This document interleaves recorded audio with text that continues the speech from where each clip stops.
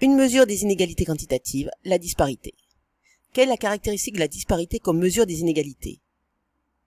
Dans ce cas, on va calculer l'écart entre les valeurs moyennes de deux groupes différents. Quelle méthode de calcul va-t-on donc effectuer?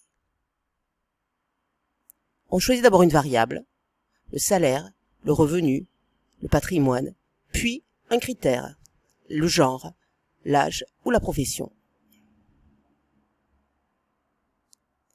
On calcule alors la valeur moyenne de la variable pour chaque groupe. Par exemple, le salaire moyen des hommes, puis le salaire moyen des femmes.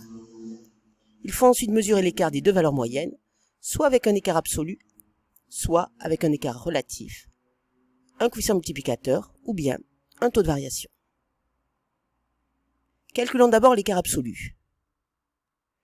Prenons la valeur des salaires pour les salariés à temps complet en euros courants 2012. Le salaire moyen des hommes est de 14 330 €, celui des femmes de 12 190 €. Pour calculer l'écart absolu, on va faire une différence entre le salaire moyen des hommes et celui des femmes. C'est donc une soustraction.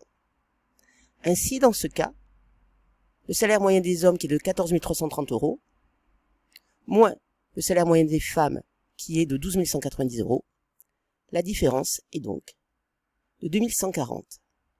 On dira donc qu'en 2012, en euros courants, pour les salariés à temps complet, l'écart entre le salaire moyen des hommes et celui des femmes est de 2140 €. On peut alors ensuite calculer un écart relatif, d'abord avec le coefficient multiplicateur. Si on reprend les mêmes données que tout à l'heure, pour le salaire moyen des hommes et celui des femmes, le coefficient multiplicateur sera donc la division entre le salaire moyen des hommes et le salaire moyen des femmes. Dans ce cas, on va donc diviser le salaire moyen des hommes par le salaire moyen des femmes, c'est-à-dire 14 330 € divisé par 12 190 €.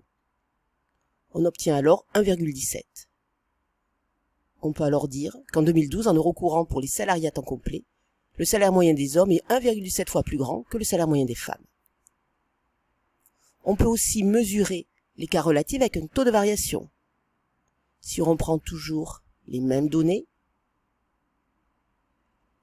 le taux de variation est la différence entre le salaire moyen des hommes et le salaire moyen des femmes, qui est rapporté au salaire moyen des femmes. On va alors multiplier par 100 pour le confort de lecture. Si on prend les données, 14 330 moins 12 190 divisé par 12 190, si on multiplie par 100, on obtient alors 17. Dans ces conditions, le salaire moyen des hommes à temps complet en 2012 est supérieur de 17% à celui des femmes. Attention, la lecture va dépendre de la variable mise au dénominateur.